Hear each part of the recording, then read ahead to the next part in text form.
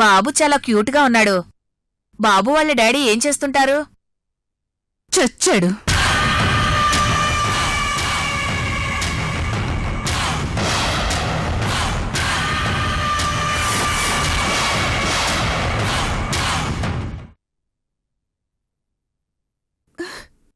మిమ్మల్ని చూస్తుంటే నిజంగా టైం కూడా తెలియటం లేదు అర్చన గారు. అమృత మాకు లేదన్న బాధని మర్చిపోవడానికైనా వీలున్నప్పుడల్లా మీ దగ్గరికి వస్తాం అర్చన గారు. నేను చనిపోయేలోగా మీ అమృతతో నేను కంప్లీట్ చేయించుకోవాల్సిన పనులు చాలా ఉన్నాయి శర్వాణి గారు. అందుకే అమృత గురించి మీకు చెప్పకుండా దాస్తున్నందుకు నన్ను క్షమించండి. ఇంతకాలం నేను రొటీన్గా డ్యూటీ చేశాను, కానీ మిమ్మల్ని చూశాక నాకు నిజంగా ఎనర్జీ వచ్చింది.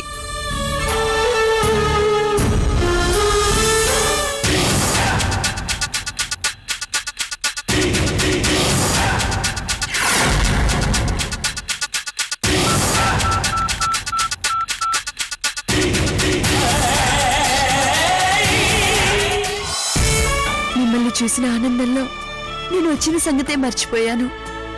నా కథంతా చెప్పి మిమ్మల్ని బాధ పెట్టాను. సారీ అర్చన గారు.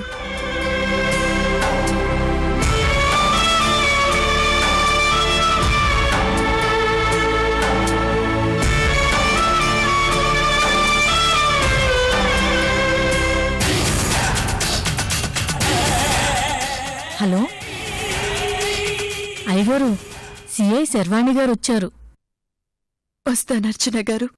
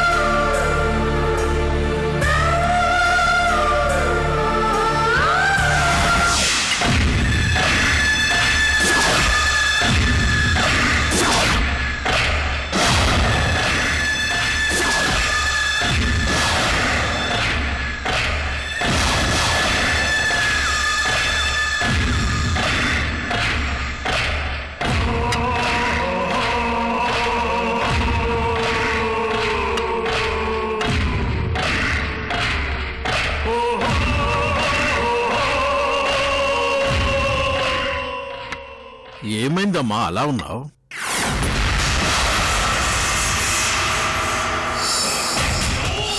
ఏమ్మా మళ్ళీ అత్త కూడా ఇద్దరైనా గొడవ పడ్డారా? ఏం లేదురా, నా మనసేం బాగాలేదు. నువ్వెంతసేపు ఒకే విషయం గురించి ఆలోచించి మనసు పాడు చేసుకుంటున్నావు. నేను నా ప్రయత్నాల్లో సమస్యల మీద సమస్యలు ఎదుర్కొంటున్నానమ్మా. మళ్ళీ ఏ ప్రాబ్లం వచ్చింది డాడీ?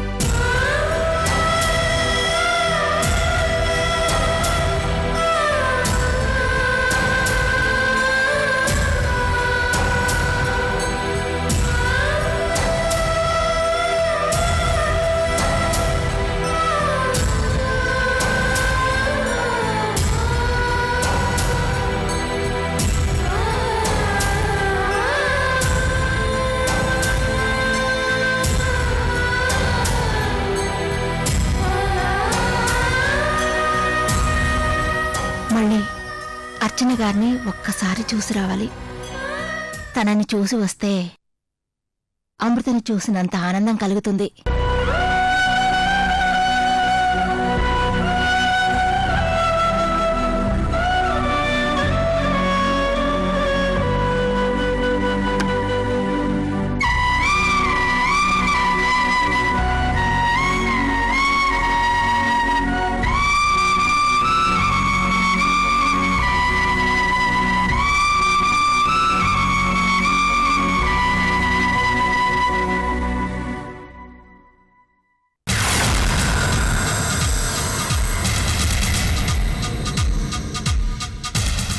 మనం ఎంతగానో కంట్రోల్ చేసుకుంటూ మన దుర్మార్గపు ఆలోచనలు బయటపడకుండా మంచిగా అర్చన మీద గెలుపు సాధించాలనుకుంటే అటు కీర్తి గాని ఇటు శర్వాణి గాని మనల్ని అలా ఉండనిచ్చేటట్టు లేరురా.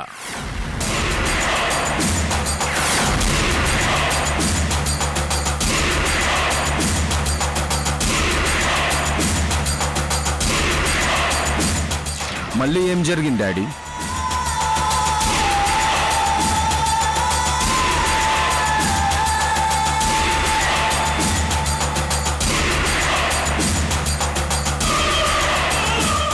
మా తాతల కాలం నుంచి నా టైం వరకు అశోక్ వర్మ ఆస్తి ఎలా దక్కించుకోవాలనే ఆలోచనలోనే ముసల్వాళ్ళం అయిపోయేలా ఉన్నాం. ఎప్పుడూ టెన్షన్ తప్ప ప్రశాంతత లేకుండా పోయింది ఏదో జీవితానికి.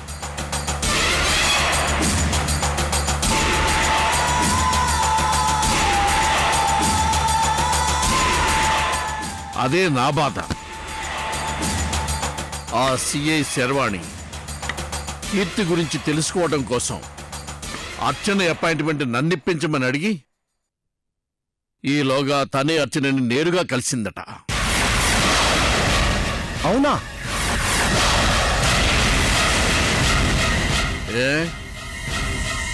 ఇప్పుడు నీకు తగిలిందా షాకు?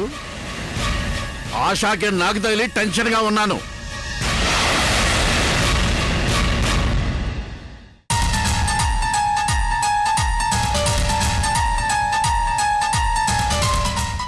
అర్చన గారు తన ఇంట్లోనే ఉండిపోమన్నారు. అలా ఉండిపోయినా బాగుండేది. చనిపోయిన అమృతని ఆ అర్చన గారిలో చూసుకుంటూ బ్రతికేయచ్చు.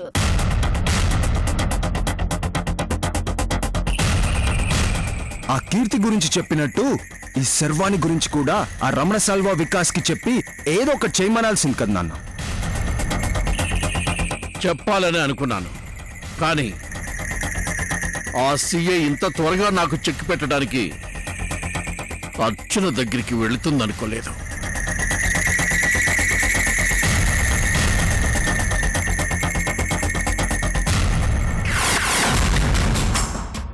అయినా ఆ సిఐ శర్వాణి అర్చన్ని కలిస్తే నీకెందుకురా టెన్షను?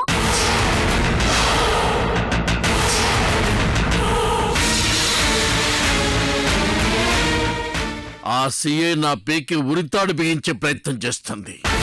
అర్థం కాలేదు. నీకు ఆవేశపడటం తప్ప అర్థం చేసుకునే తెలివే ఉంటే మా నాన్న టైంలోనే ఆస్తంతా మన చేతికొచ్చి ఉండేది. ఒరే భూషణం, ఆ అర్చన్ని చంపాలని బొబ్బర్లంకలో బాంబ్ బ్లాస్ట్ చేయించి మనం మంచి చేసుకున్నామో చెడు చేసుకున్నామో తెలియటం లేదు.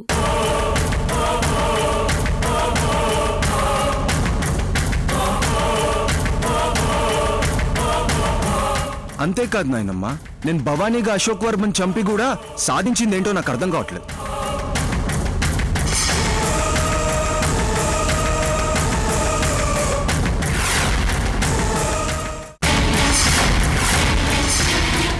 ఆ అర్చన అంబాబాబుని చంపించినప్పుడు కూడా నేను ఇంత టెన్షన్ పడలేదమ్మా.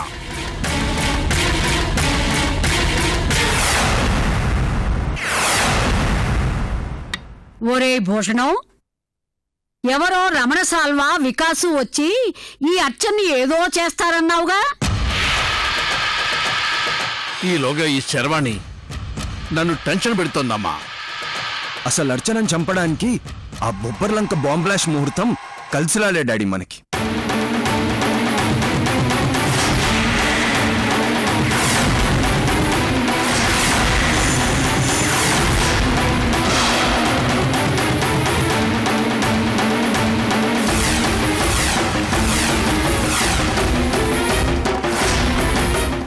కొబ్బరిలంక అంటున్నారేంటి?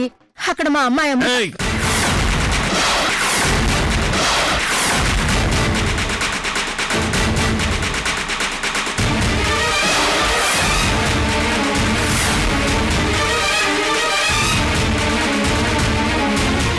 మేమేది ఇంపార్టెంట్ మ్యాటర్ మాట్లాడుకుంటుంటే మధ్యలో మీరేంటి? లోపలికి వెళ్ళండి. అది కాదండి, అక్కడ మా అమ్మాయి లక్ష్మి గారు, మీరు అనవసర విషయాల్లో జోక్యం చేసుకోకుండా మీ పని మీరు చూసుకోండి.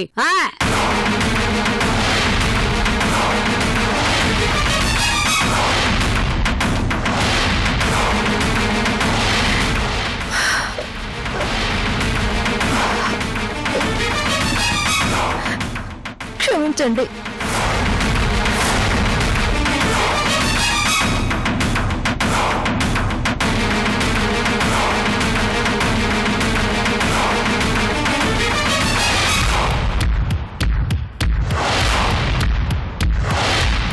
అందుకే డాడీ ఇలా ఎవరిని పడితే వాళ్ళని తీసుకొచ్చి ఇంట్లో పెట్టుకోకూడదు.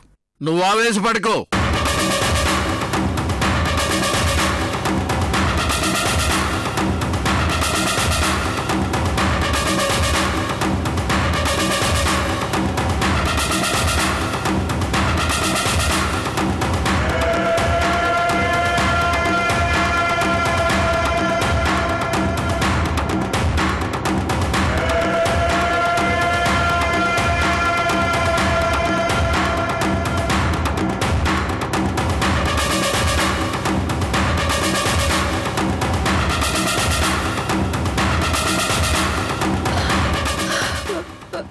పరిస్థితి అర్థమైందిగా లక్ష్మి గారు.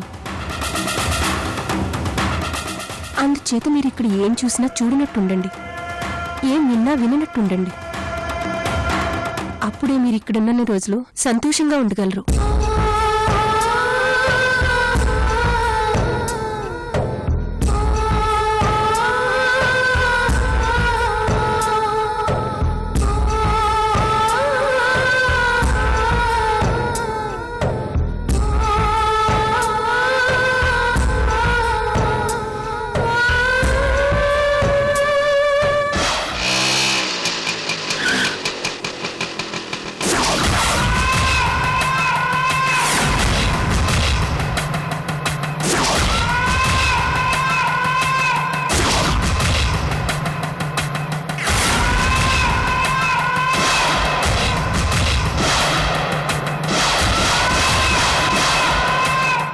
వసే రేణు, ఈ కొంపలో నీతో పాటు ఎవరెవరున్నారో తెలుసుకోవడానికి నేను రకరకాల వేషాలు వేయాల్సి వస్తుంది. మొన్ననే మ్యాటర్ క్లియర్గా తెలుసుంటే మళ్ళీ ఈ లేడీ గెటప్ వేయాల్సిన గతి పట్టుండేది కాదు.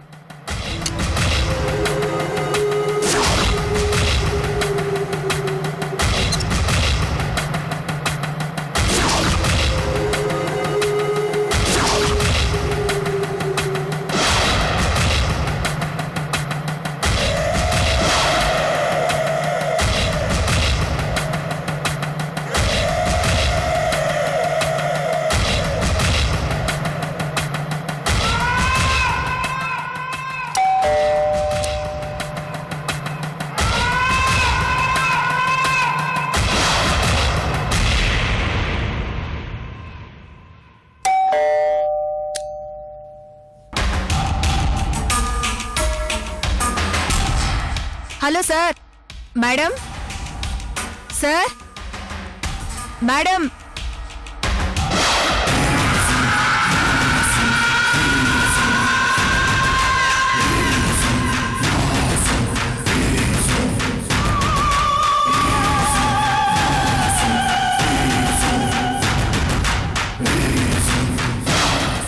ఎవరు రావడం లేదేంటి?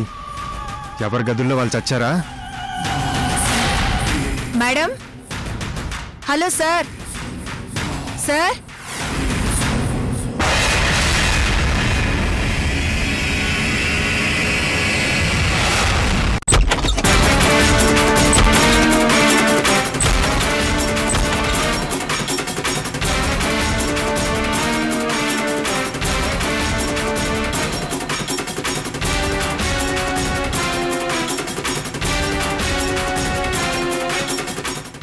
ఇదేంటి నా మరదలు వైజయంతి వచ్చింది? రేణుకా ముసలోడు ఇంట్లో లేరా ఏంటి? ఇంట్లో ఎవరూ లేరా మేడం?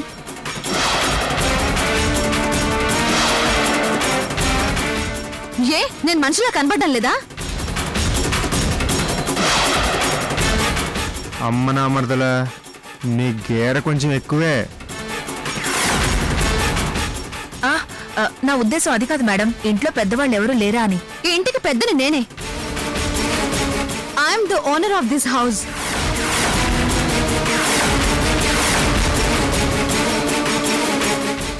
ఏంటి నా మరదలు అంత సీరియస్గా చూస్తుంది? మారువేషంలో ఉన్నా నన్ను గుర్తుపడుతుందా? గుర్తుపట్టని చూద్దాం.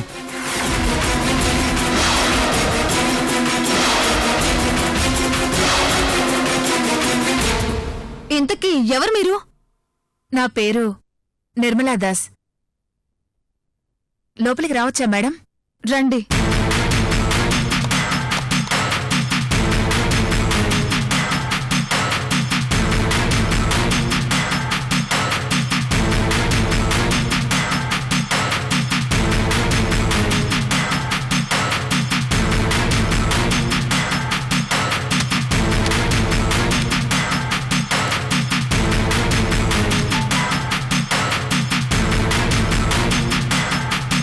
చెప్పండి, ఏం పని మీద వచ్చారు? నేను real estate marketing executive ma'am. మంచి ప్లాట్ల వెంచర్ వేసినప్పుడు మీలాంటి రిచ్ పీపుల్స్ దగ్గరికి వచ్చి ఆఫర్ చేస్తుంటాను. మ్యామ్ ప్లీజ్ ప్లీజ్ మ్యామ్ లేవకండి. మీ పేరు? వైజయంతి. Beautiful name madam. మాది గోల్మాల్ వెంచర్ అని. ఏంటి గోల్మాలా? గోల్మాల్ కాదు మేడం, గోల్డ్ మాల్ అంటే బంగారం లాంటి ఫ్లాట్స్ అని అర్థం. మీ బంగారు భవిష్యత్తుకి బాగా యూస్ అవుతుంది మేడం. మీకు పెళ్ళైందా మేడం? అయింది. మీది పెద్ద ఫ్యామిలీ అయితే మా ఫ్లాట్స్ మీకు కంపల్సరీ యూస్ఫుల్ అవుతాయి మ్యామ్. అంత పెద్ద ఫ్యామిలీ ఏం కాదు. నేను, నా మగుడు చచ్చిన అక్క.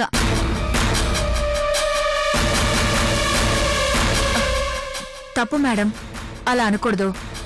ఎంత చెడ్డవాడైనా మొగుడే కదా. మేడం, మీ ఇంట్లో పెద్ద ఆయన ఉండాలనుకుంటాను.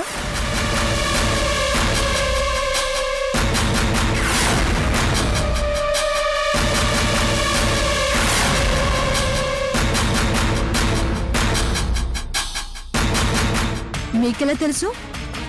అది మేడం, నేను మార్కెటింగ్ పని మీద తిరుగుతూ ఉంటాను కదా. 1-2 సార్లు మీ ఇంటి ముందు నుంచి వెళ్లేటప్పుడు ఒక ముసలాయన వీల్ చైర్ లో కూర్చుని ఉన్నారు.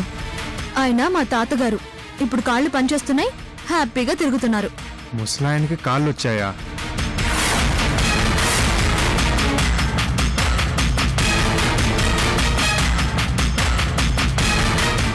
బొబ్బర్లంకలో చనిపోయాడు అనుకున్న మా బావని చూసి. మరి మీ బావగారు లేరా? అదిగో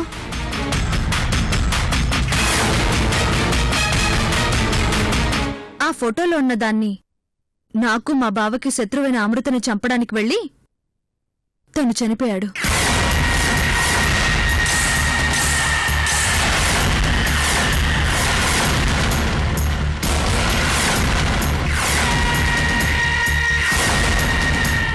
చావలేదు.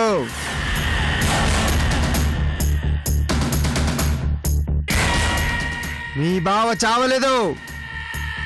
చావలేదు.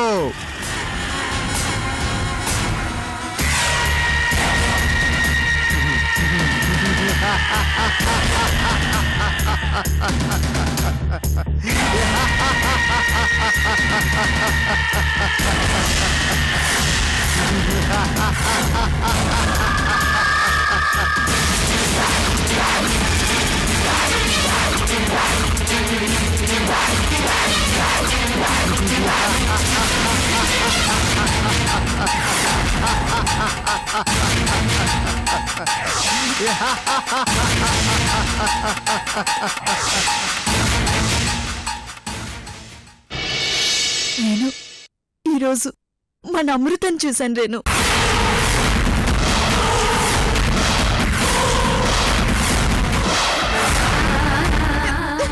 ఏంటి శర్వాణి, మన అమృత బతికే ఉందా?